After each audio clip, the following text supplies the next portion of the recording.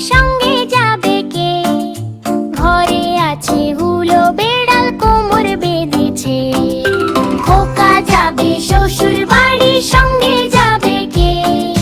ঘরে আছে হুলো, বেড়াল কোমর বেঁধেছে।